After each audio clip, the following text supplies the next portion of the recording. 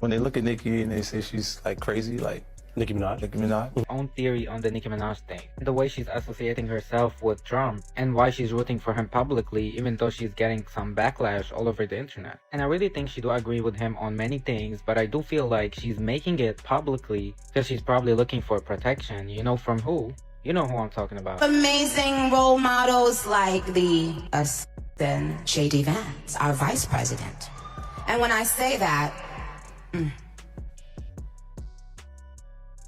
MAGA Minaj has been trending everywhere after Nicki openly showed support for Trump.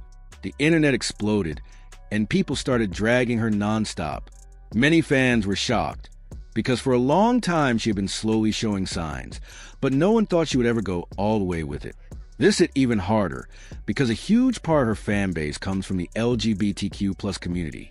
But here's where the story gets wild. Rumors are saying Nicki didn't switch sides just because of politics or money.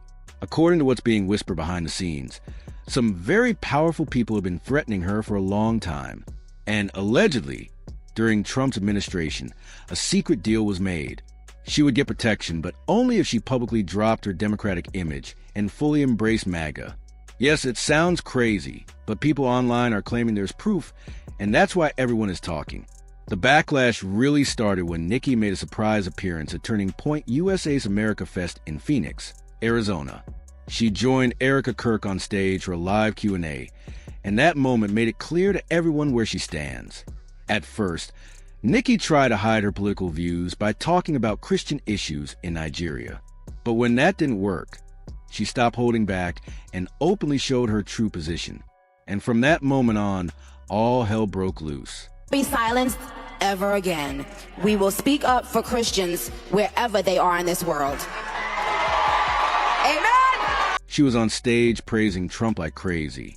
This is the same Nicki who was strongly against him back in 2016, but now she's calling him handsome and saying he's the best thing to ever happen to the country.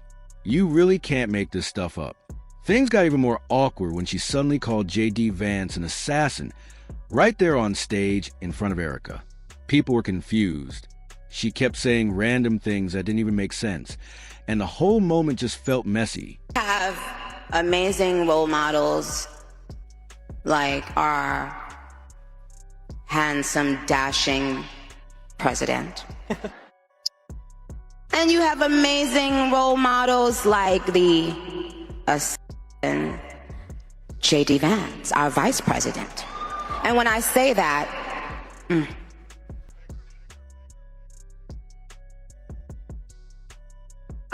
trust me, there's nothing new under the sun that I have not heard, so you're fine. But this is where things get really crazy. While everyone thinks Nicki is doing all this because she's broke or getting paid to support Trump, the truth might be something much darker. She may be doing this just to stay alive.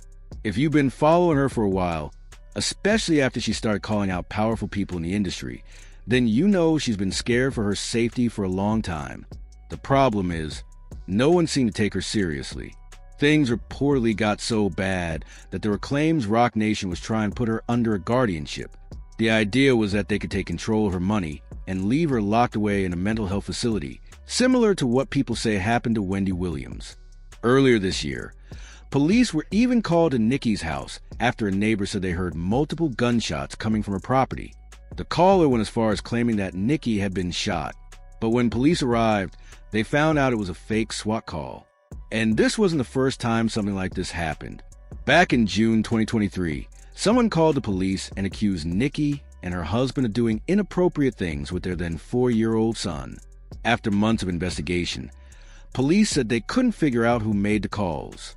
That's when Nicki hired her own private investigator. Within days, they found out who was behind it. This was the moment Nicki realized the police were not on her side.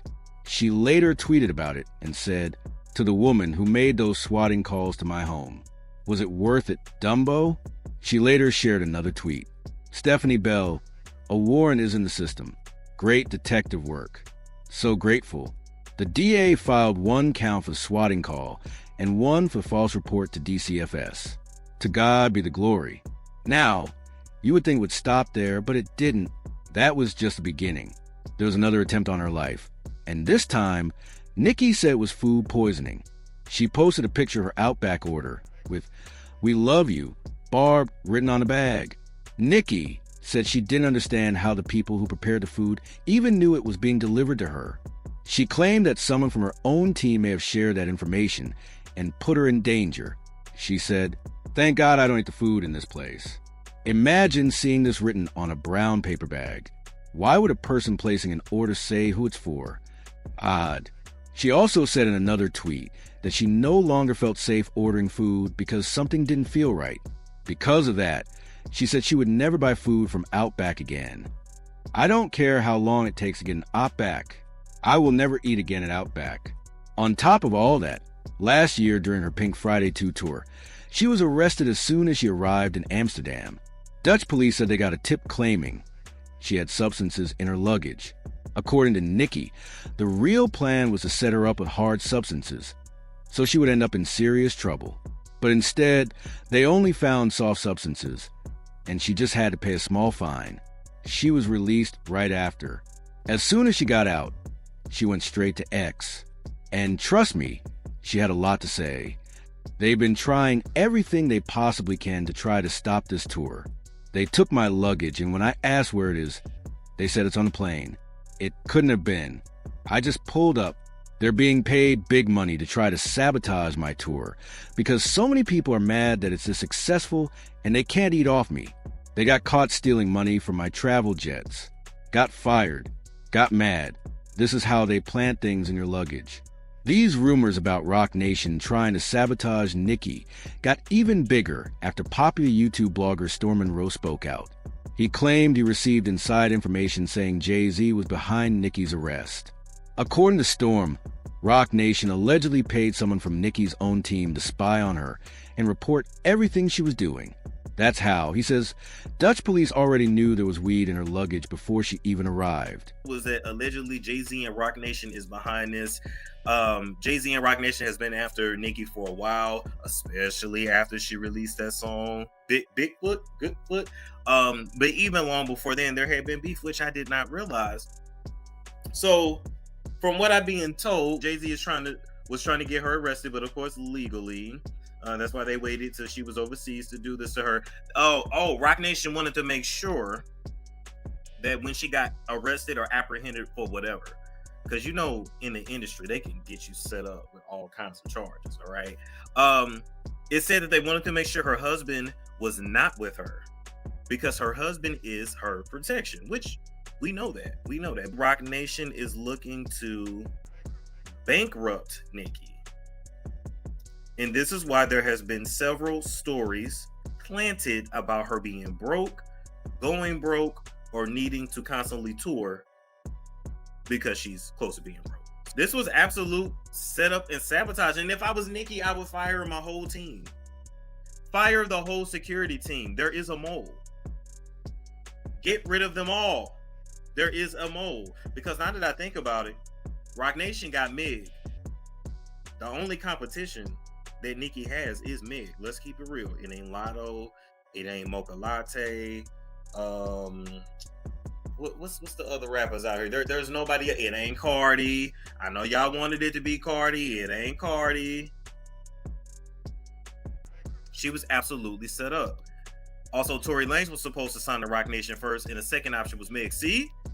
But y'all remember when Tory Lanez daddy said, "This is Roc Nation," we all thought he was crazy. Oh, and remember when I mentioned that Roc Nation was allegedly trying to put her under a guardianship?